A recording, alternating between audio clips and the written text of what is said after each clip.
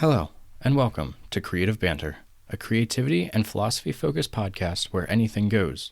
I'm your host, Cody Schultz. Joining me is the one and only Ben Horn. In this episode, we are discussing the editing of film, how to deal with expectations, and a bit about the effects of social media on creativity. Let's dive right into it, shall we?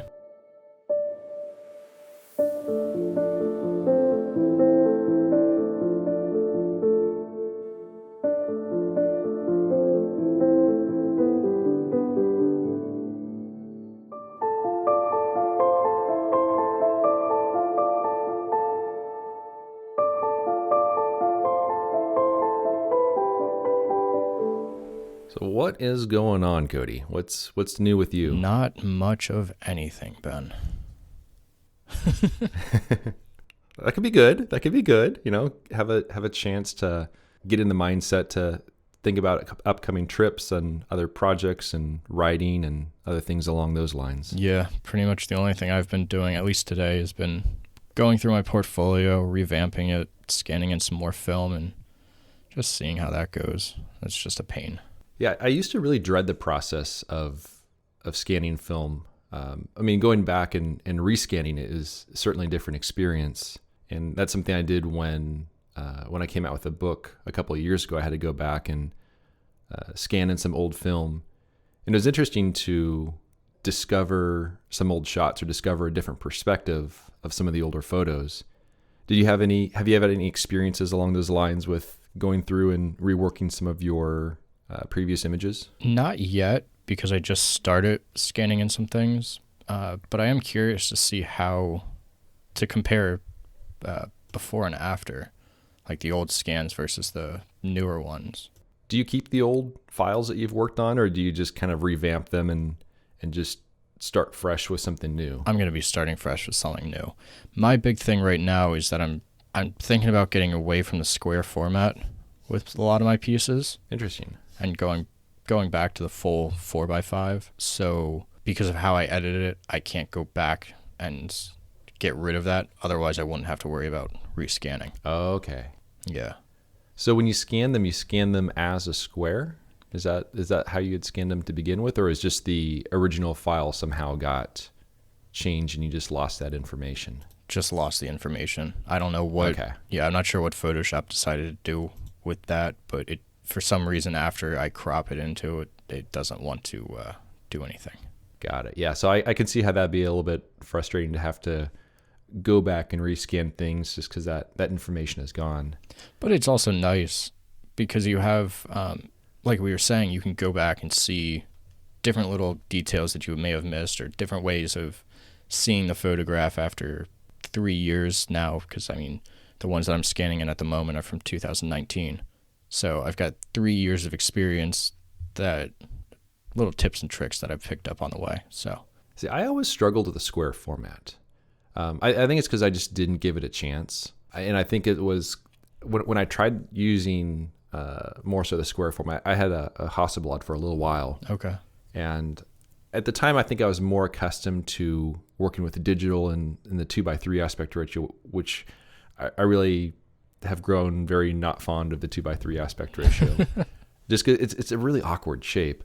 It is, especially vertical. Transitioning. Yeah. Oh, yeah. It just like stretches an image apart. But I was so accustomed, I think, to the 2x3 that the square was just a complete shock, because I think I was depending on the emphasis of that rectangle to put emphasis on certain parts of the subject. And then once you go to a square, it just changes things so much. But I have a feeling I would do much better at it now with the practice I've had. So it's interesting that you're going from square back to the original aspect ratio, because that will have an impact on the compositions. Have you noticed anything so far in the way that your experience of going back to the 4x5? It's definitely weird to go back to it. So when I got my Chamonix, I had Hugo, the owner of the company, they did little etchings into what would be a 4-inch by 4-inch square onto the ground glass for me. So that way I didn't have to take a Sharpie to it or anything. I didn't like that idea. Yeah. So that made it really easy for composing. And since I've been using that for about 2 years now, I'd say, it's really weird to use the full ground glass because I'm so used to using that square and just ignoring if it's vertical top and bottom, if it's horizontal left and right. So when I first broke out the 4x5 this year, I was at that point really debating whether I was going to be going 4x5 or keeping square, and I composed it in a way that would work with both, but I'm still of the mindset of square. Well, in some ways it's easier because you don't have to even make that decision at all in terms of, when you're shooting square, compared to shooting a normal aspect ratio of 4x5 on, a large format camera, you're not thinking about, how do you find a scene, you're not thinking, is this a vertical? Is it a horizontal? Because that's the first thing I think about when I find a subject I like. Figure out if it's going to be horizontal or vertical. And that plays a role, for me at least, in the amount of tension that a photo has and the amount of emphasis it places on different subjects within the frame.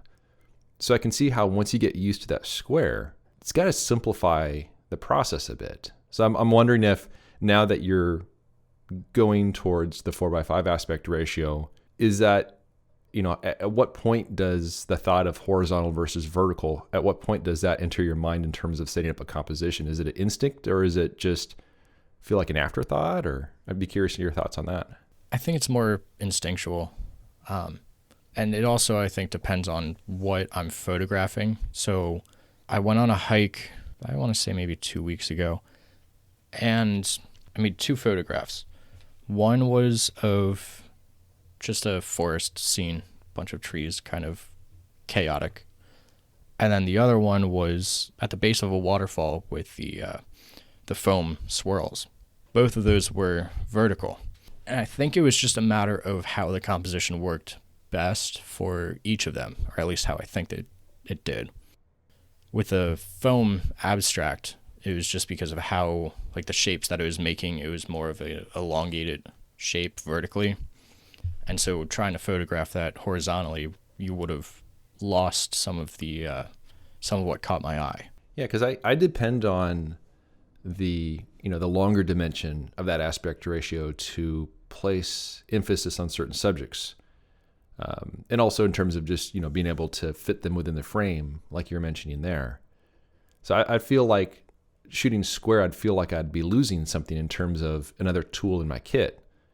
But perhaps it might be actually a little bit liberating from the standpoint of, here's your aspect ratio, it's a square, here's your subject, let's kind of make it work. And I was also thinking, as you're talking about there, since you shoot black and white, since the square is such a very calm aspect ratio, it's just very, very calm, very pleasing, and black and white is very much the same way. And I would also wonder if there's a bit of a different experience shooting square on black and white, because it feels like a very natural fit versus shooting a square format for color.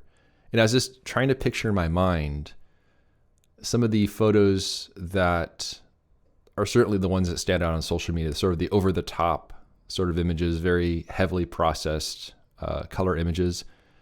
And I was just trying to picture one of those fit into a square aspect ratio, and my mind just couldn't do that. And we just don't really see, other than thumbnails on Instagram, for example. But the actual images, we don't really see a lot of square, I think, outside the black and white format, because it works so well with that. I'm not sure where I'm going with this, but it's just kind of thinking to myself that just that decision to shoot square has such a huge impact. And I would have a feeling that, switching back to the original aspect ratio, for me, it's almost like, all right, it's too many decisions now. I don't know if I'm going to shoot any photos today, but maybe that's just me. Yeah, it's interesting that you say that with the dichotomy of color versus black and white and how that fits with square, because there's only, at least that I can tell or can remember, there's only one photographer shooting square color, at least that's more well known, and that's Bruce Percy. And even his colors are very, like, if you've seen his work, they're very faded. They're not, which is kind of punchy. What I would picture. There's something I like punchy colors in a square. It just doesn't seem to match for whatever reason. I don't know if it's a visual aesthetic, but it's interesting that you really mentioned that. I'll have to look up. I've heard his name, but I'll have to look up his work. Yeah, he worked under Michael Kenna for a while, or at least good friends with him, that kind of deal. So that's where he got the square with, and he's still working with film as well. He shoots, surprisingly enough, he shoots Velvia. And I've seen some of the before and after photographs that he's posted, and the amount of editing that guy does to his film is insane. Interesting. Just how much he pushes his film is just absurd to me. It's almost like he's treating it digitally, which brings me to the idea of editing film and how closely you keep to, so you're working with slide, so to the slide film and how it's representational there. Yeah, I think my main goal is, so, I want the experience where I look at that film. I want to have that same sort of experience when I look at the image on the computer, when I look at that image on a print, which more or less means that I want it to stay very grounded. And for those that haven't had an experience of looking at a color transparency on a light box with a loop, it looks like you're looking at reality. It really is a very interesting experience. And my whole thing is I don't really want to stray too far from that, because I feel like I'm already starting out with something that's tricking my brain to thinking it's reality. I want it to have that same sort of experience when I have that image on the computer. So my preference is to keep it very original, keep it true to the slide, though at the same time making up for any issues that might show up in print with regard to contrast or color cast or anything else along those lines. But it was interesting how you were mentioning about how Bruce's work is shot on Velvia, yet edited significantly. Now, was it mostly to, like you had mentioned, to make it less saturated? Was it going for something more artistic and less representational? Is that what the general look of the work is? Yeah, pretty much. I mean, so in the one that I'm looking at, it's blue skies with a real thick, blurred out cloud in the sky. And then on the foreground, it's golden fields with a mountain in the background. That's the before, and it's quite, I wouldn't say too punchy of colors, but it's there. And then how he edits it, though, is a real harsh vignette, completely gets rid of the color in it, really. I mean, it is just a touch of color. The golden, there's no representation of the golden in the foreground anymore. It seems interesting that he's starting with Velvia 50, because that's such a highly stylized image already. I'm sure it's just what he's found works really well to get the end product. Because Velvia is a difficult film in the fact that, especially if one is scanning and such, which I'm assuming he's working from a drum scan or something along those lines. But yeah, it could be a really crunchy film to the point where you have these kind of crushed shadows, and it seems like starting with a more neutral film would work well. But I'm just guessing he's found a really cool system to get the final result that he really likes. Yeah, and I mean, that's all that it really comes down to at the end of the day, isn't it? Just a matter of your representation of how you see the world with photography. Sure. Whether you're shooting originally on film or digital, you can still edit them just as he has proven to mass extents.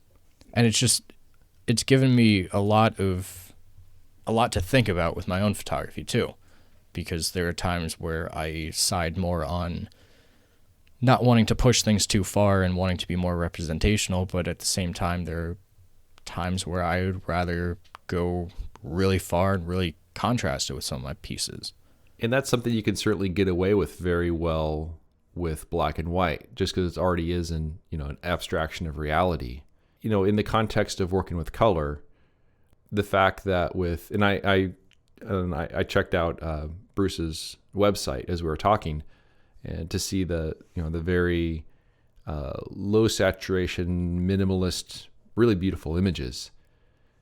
And it's interesting that in the case of his work, it's taking a lot of that editing in order to greatly simplify the image as a abstraction of reality. So, a departure from reality towards a more minimalized state versus with black and white, oftentimes the departure from reality goes towards more of a contrasty state where it's, no longer resembling reality, but, becoming something that is, evoking emotion for one reason or another within that piece of work. So it's kind of going the opposite direction in kind of the same way.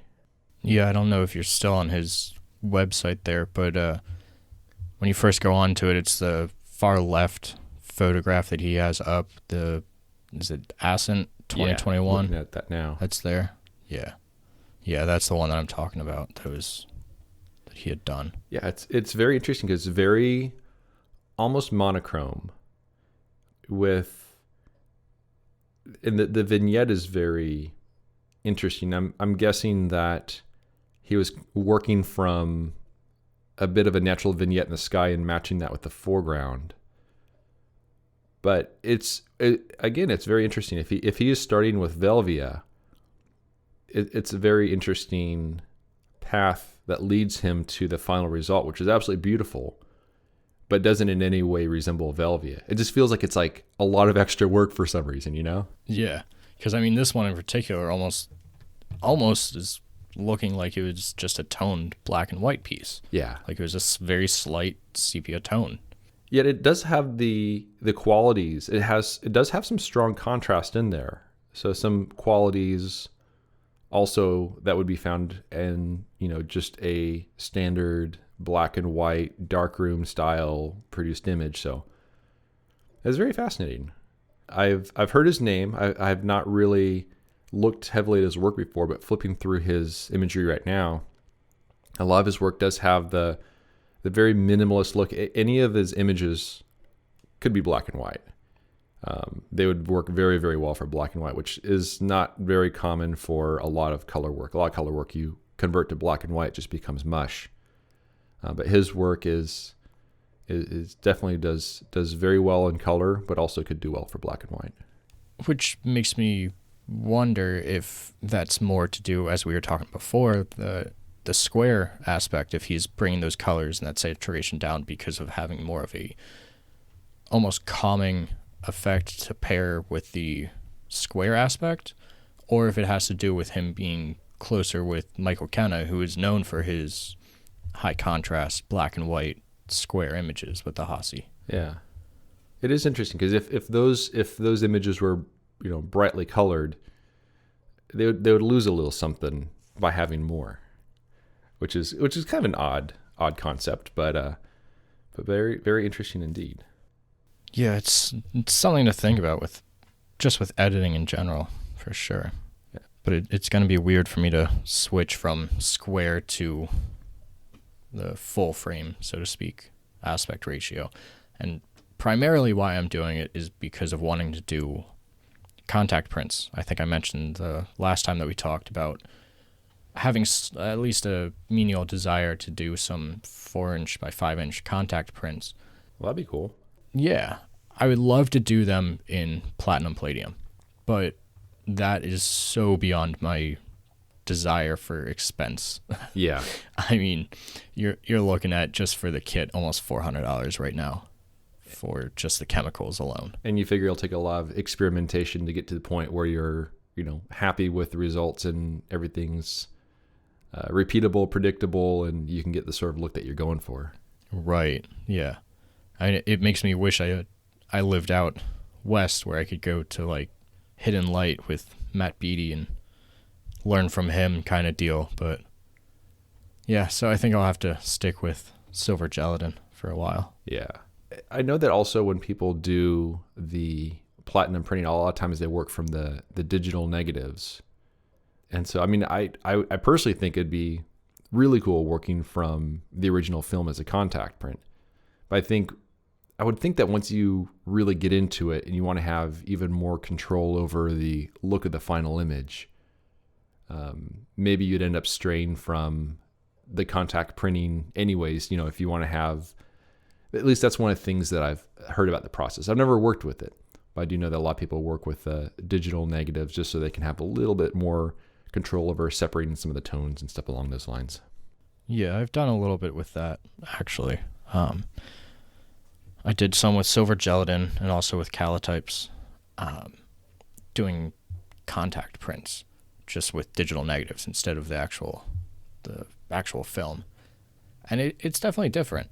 That you are definitely able to get very close to exactly what you want with the digital negative. Yeah. And with even more practice, you can get exactly what you want, because then you don't have to worry about any dodging and burning or any kind of extra stuff. You're just putting digital negative on the paper, exposing it, and developing it out. And then there's my friend Michael Strickland and all of the variety of printing processes that he's doing, that he shows in the stories on Instagram, with the color carbon prints and then the platinum prints, and all these different prints. And I'm amazed at the work that he does in terms of just as a photographer, the photos he shoots, but then translating that to prints with all these alternative processes. And I don't have the space for anything like that. I mean, I look at that, I'm like, oh man, he's got this awesome darkroom. He's got all this stuff. He knows how to make all these. I'm like, I got an Epson. It does, it does a good job, but it's just not quite in the same league as some of the prints he does, where each one takes so much time. So there's something to be said about that whole process of the alternative printing. And that's probably why I haven't gotten into it, because I knew I would probably really want to get into it, and I can't. I don't have the space. Time is another thing too. Yeah. I mean, there are stories of Ansel Adams who would just spend entire weekends in the darkroom, and that was just with silver gelatin. But he'd just be working a single image for all day. And even people now that work in the darkroom, I bet the time would go by so fast, though. I mean, that was my experience in the darkroom. I was no Ansel Adams, I'll tell you that. But man, it's just hours will go by fast. Something about the sound of the flowing water, the darkness. I mean, I had one class in high school and then a couple classes in college. And there'd be times, I'd go into the darkroom, come out, it's nighttime. I'm like, what? What happened? So I can see how, spending like a whole weekend in the darkroom perfecting a print, would be like, yeah, it felt like about 45 minutes. Yeah, that's what I found, because down in the basement, I built out just a real simple Edward Weston style contact printing setup. But even then, I'd just throw on some like jazz music or a podcast or just something like nice and soft, and just hours would go by, and all of a sudden, like, my parents would come downstairs and be like, "Are you still alive? like, what are you doing down there?"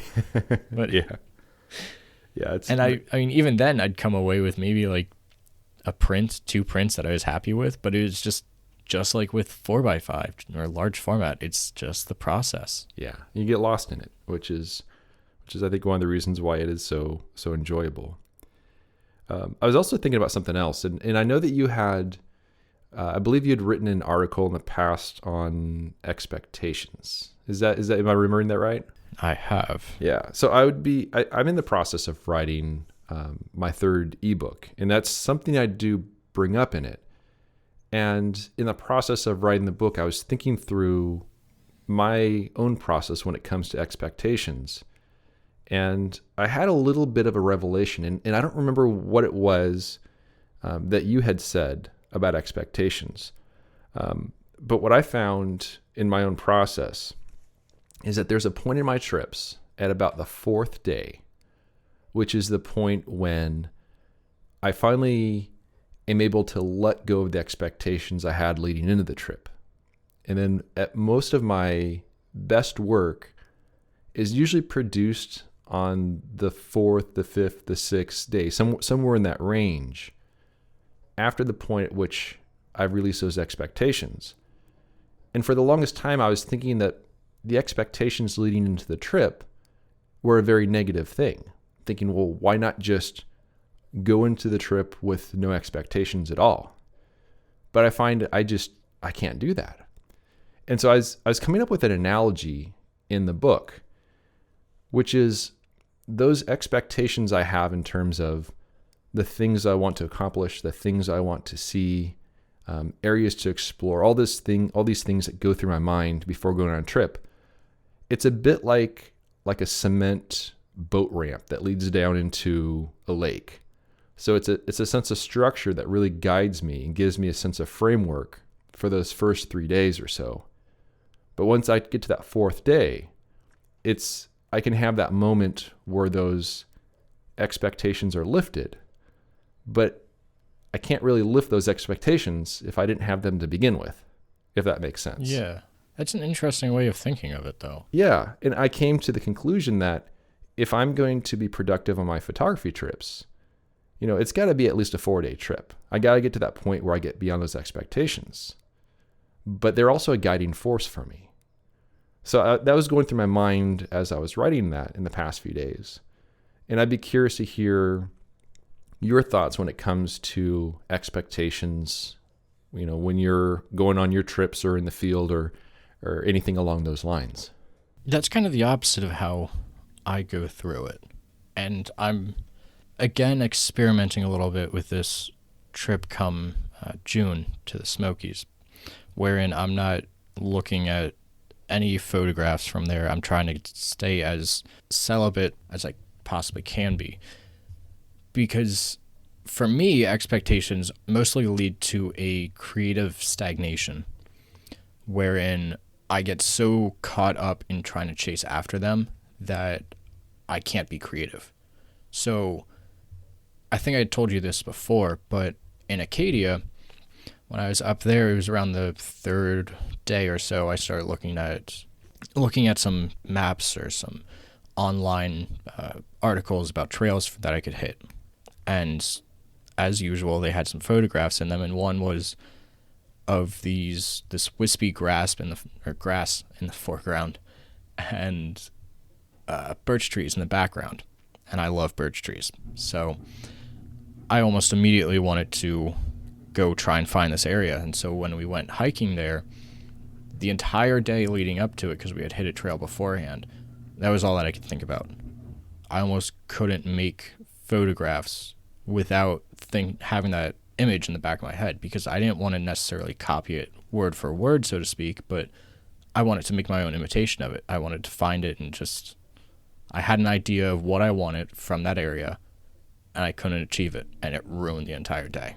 And that was, how early was that in your trip? That was fairly early in the trip? It was day 3 or 4 out of, I think, what ended up being 6 or 7 days. Interesting. So about halfway. But yeah, it was, so my experience with expectations hasn't been anywhere near the same like what yours is. It's more of a hindrance for me than it is for anything else. And that's the experience I wrote about in the article. And from some of the comments that I got, a lot of people felt that way as well. But it's interesting to hear how your experience is so much different to that. Yeah, it's a matter of, I think, harnessing those expectations.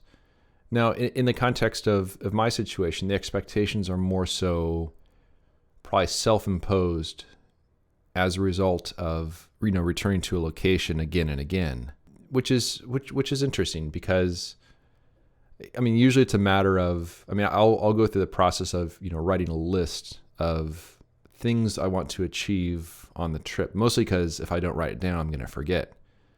But that can serve as a framework for those first few days to ease me into the trip. And maybe it also has to do with the fact that with the way I do things with the videos and everything else, and it has become my primary income to the point where it can be a little daunting at times. And perhaps it's a way of sort of the framework of those expectations allow me to deal with that a little bit more and to ease me into the trip in a way where I can have that nice, mental space in order to be productive and to shoot photos. And perhaps it's a different type of expectation. Right. What kind of, when you say list that you're building out, what kind of expectations do you bring into the field with you? specifically? So oftentimes there are specific photos I'd like to shoot or specific areas to look for photos. Okay. And it's not as a result of seeing someone else's photos, but more so based on my past experiences. And sometimes those expectations, they just fall flat on their face. If there's a particular scene that I'm returning to an area to photograph, and I get there and something dramatic has happened, like the tree fell over, or something along those lines. It can certainly be a little bit of a bummer, and I don't let that ruin my day. But it still gives me a goal for something to shoot for. And I think what it does is it tricks me into being productive in those first few days of the trip. And it tricks me into getting out and exploring to the point where that natural sense of curiosity can take over and then start leading me to some new and different sort of subjects. But yeah, in the case of your situation where, the grass and then the birch trees in the background, and if you have a particular photo in mind based on someone else's work that you've seen, and that puts that image in your head and you can't get out of it, yeah, that's gonna be a very negative force for sure. And I think that's a big difference too, is just the expectations that you bring in. I mean, expectations as a whole aren't necessarily a bad thing, clearly. They are, they can be used advantageously, and that how you use them is definitely something that I think more people could be able to consider versus how I quote unquote used them in the past. So yeah, I mean, with the Smokies, for me, I don't even know the area well enough to have any of those kind of expectations like you do. So yeah, perhaps I go down there and I find some potential areas to make photographs in, or some potential compositions that just don't work out. And then if I go down next year, I'll be able to implement your expectation style. Yeah. Which I think would be beneficial. Yeah, it serves as a little bit of a guiding force, which can be a good thing. But yeah, but I do try to stay away from, looking at whatever the popular images are of certain locations if I'm going there for the first time. I try not to, flood my mind with that kind of imagery, because I don't think I'd be able to get those images out of my mind in the same way with the grass and the birch trees. Yeah. Though I will say that there are situations kind of along those lines where there'll be a photo I shoot that turned out really well that I wasn't quite expecting. I'll just be thinking of that photo on a future trip when I see a similar scene, and all I can think of is, well, this formula for success worked the last time, so it's got to work the next time, and it'll blind me to things in the meantime. So I've had that situation, which is, kind of similar, but it's just, based on my own past experiences. So just like anything, there's gonna be pros and cons with it. I was just gonna ask about that, because of you going back to these areas so often, if you had any expectations based on previous trips like that. But yeah, that's got to be tough, because now you're not, at least you're competing against your previous self, which is going to be a recipe for growth, but at the same time it's got to be a sense of disappointment in a way if you're not able to, or if you feel as though you're not able to grow that next trip or make a better photograph than what you did the past trip. Yeah, there's definitely some truth to that.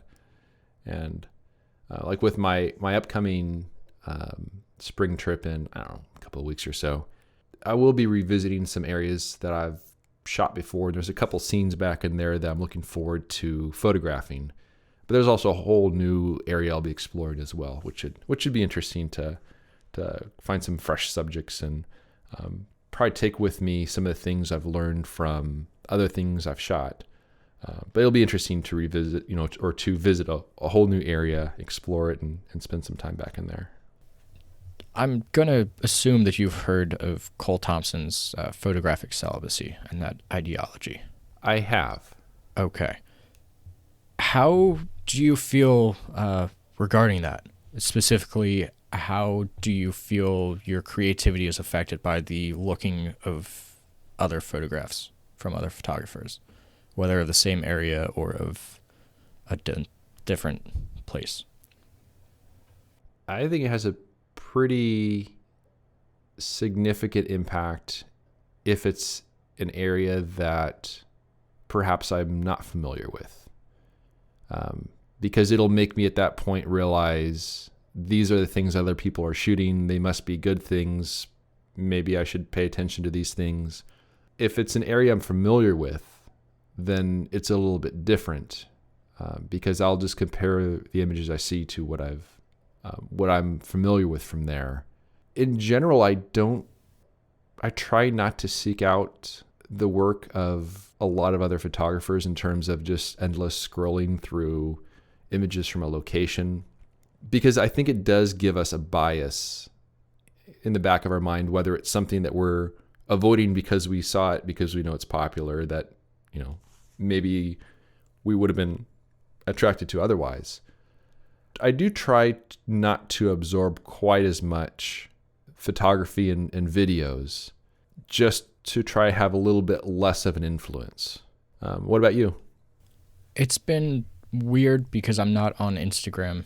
So when I was, I'd scroll through and look at a bunch of different photographs. And a lot of times I'd get this feeling of, I guess FOMO would be a good way to describe it, where my work just wasn't stacking up to these individuals, regardless who they were, regardless the like or follow any of that analytical stuff. So it pushed me away from the platform, really, because all I was doing was essentially doom scrolling. Yeah. I'd go on and I'd scroll for hours and just, I wouldn't get anything good from it. And I didn't want to post any photographs because then I'd be comparing how many likes and comments I got compared to someone miles away from me photographing totally different subject matter, but nonetheless it was there. Even though I realized the fact that, okay, yeah, this is everyone posting their best work. This isn't just posting every single photograph that they take. This is a curated feed. But even still, it was weird. And so now, not being on it, I'm really only surrounded by, I have to make the physical effort to go onto someone's website, or like the photographs that I have hanging on the walls from other photographers. And even then, they don't give me that same kind of doom scrolling effect. See, for me, if it's a photo I've seen from a location I'm not familiar with, then I will have the perception that this person perhaps was able to witness some sort of tremendous conditions at this location, and they were incredibly fortunate to be there, and because of the talent as a photographer, they're able to capture it, and a bird landed on their shoulder and tweeted a little song. And you have this mental image when you see a photo of an area that you're not familiar with. But when I see a photo from an area that I am familiar with, and I know that my experience there, and I know, for example, that right behind the photographer was a busy highway, or off in the distance, just right behind a tree, there was a parking lot there. It shatters that impression. And oftentimes, with the knowledge I have from that location, I'll know that that's not actually representative of how that moment truly was. So it shatters that fantasy, I guess you would say. Or you see conditions and you realize that simply didn't happen. The sun doesn't set there. Something along those lines, where it shatters the reality of it. And when I see photos like that, and it could be a beautiful image, but I know deep down that this does not represent the moment that actually existed there. Since I've been there, since I know what it's like there. And so I think I carry a little bit of that when I see photos I'm not as familiar with, where I just know in the back of my mind that it wasn't quite like this. The moment wasn't quite like this. And even if it was, just as you're saying, photographers, they're going to share only their best work. I still don't like scrolling endlessly on, social media, whether it's Instagram or anything along those lines.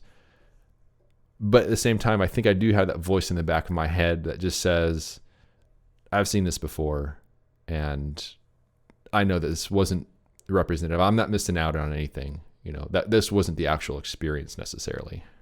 I've found that, especially now, the only photographs that I really feel, I guess I could just say, jealous of are Simon Baxter's. Oh, yeah, beautiful work. Right. Flipping through his work and seeing the compositions that he's able to pull out of the forest, like especially in flipping through his newest book, I found myself I had to set it down.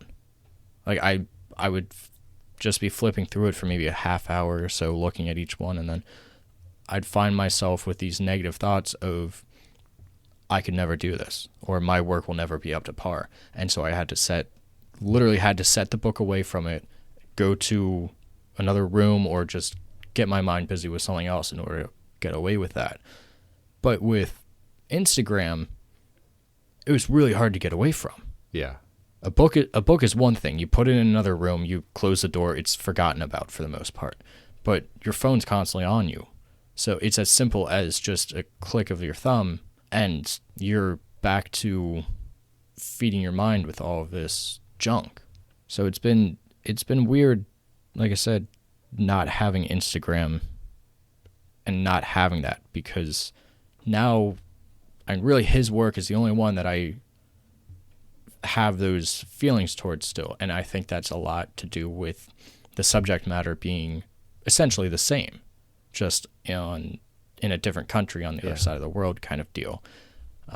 The rest of the individuals that I look at, like looking at your work, I don't have that same feeling towards. Yeah. Because we're not working in the same areas. We're not working with the same subject matter. Exactly.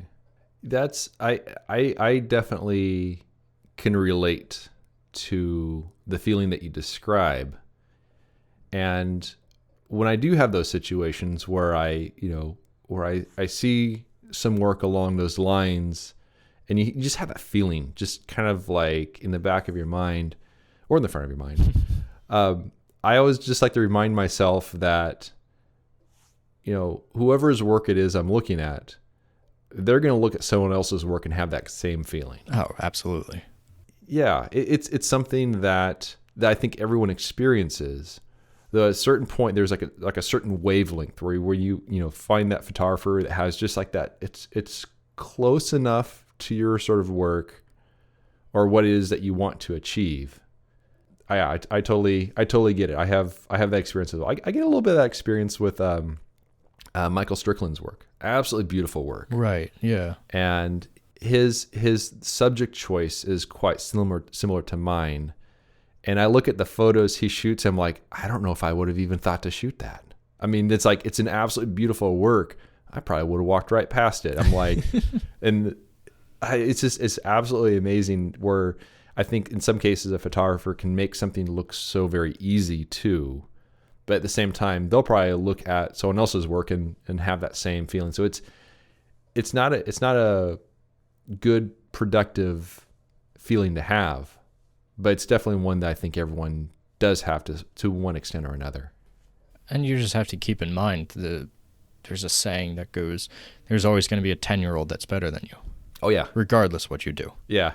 And you just have to keep that in mind, because if you don't, then you're going to just keep beating yourself up over and over again to no good. Yeah. Which is why it pays to be very stubborn. I mean, not so stubborn that you just refuse to, improve and get better or, whatever it is that we all want to do.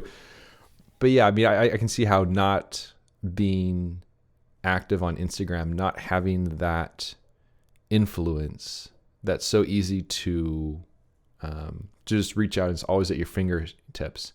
I can see how that would be a positive experience. And actually, a little bit along those lines, a while back, toward the end of last year, I was a guest on Jeffrey Sidoris' podcast with Sean Tucker. Right, yeah. And we're talking about how I was taking a break from social media. And it was, don't know, 2-3 months or so, I took a break from social media. I just wanted to get away from it all for a while. And it ended up being a very positive experience. And one of the things that Jeffrey had mentioned was that perhaps before going on a backpacking trip, which those are the tougher trips for me because I have no distractions from my own mind. When you're out, in the middle of nowhere, sleeping under a tree, there's no one around for miles. You become your own worst enemy. But he had mentioned that since those are the times that are, the most difficult, and social media does contribute in a negative way, perhaps taking a break from social media as a bit of a buffer before going on the trip would be a positive thing. And so that's something I'll definitely be doing in the coming weeks. Just logging out of the social media, just kind of stepping away from that before the trip. And it'll be interesting to see what kind of an impact that has on my visit this year, especially visiting some new areas that are not at all familiar to me compared to past experiences. And I'm glad that you had, you spoke of how you're not on social media, because that sort of made me think of that and how that will be a good experiment. Yeah, I'm curious to see how that works out for you. I mean, even if it's just a matter of cleansing the mind, so to speak, and getting away from the social aspect of social media and seeing what kind of effect that has on your mentality and your creativity while you're out in the field. Should be interesting. Yeah, I think it'll be a positive one. Because I know that even just, leading up to this trip, I'm really looking forward to. I'm trying to go into it with no real expectations other than a couple of shots here and there I want to shoot, but just do a little exploring. But I think it'll be interesting. There's something about those canyons. It's just so peaceful back in there.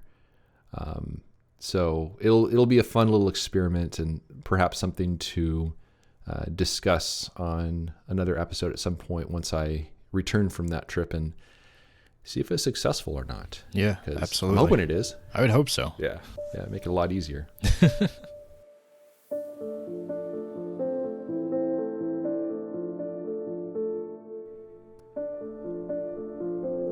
I hope you enjoyed our creative banter.